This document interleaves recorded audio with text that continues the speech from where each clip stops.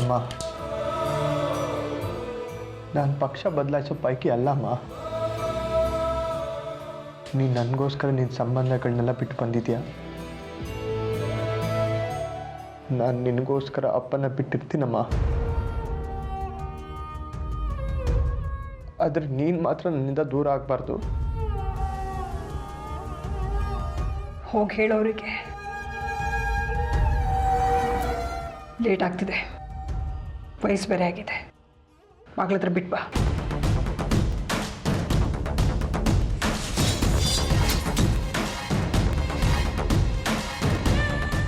No problem. ಸಮಯ ಎಲ್ಲದಕ್ಕೂ medicine. ಪ್ರಯತ್ನ ಮಾತ್ರ ನಾನು ಬಿಡೋದಿಲ್ಲ. Good luck.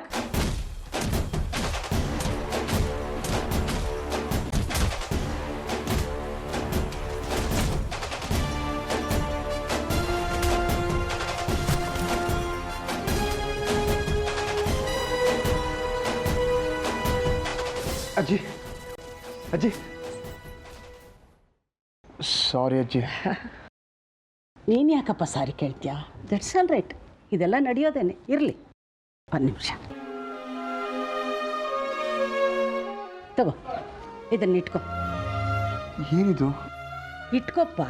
ಹೊಸ್ದಾಗಿ ಸಂಸಾರ ಮಾಡ್ತಿದ್ಯಾ, ಖರ್ಚಿಗೆ ಬೇಕಾಗುತ್ತೆ. ನಿಮ್ಮ ಅಮ್ಮನ ರೂಮ್ಗೆ AC ಹಾಕ್ಸು. ಹಾಂ, ಇಟ್ಕೋ. ಬೇಡ ಅಜ್ಜಿ.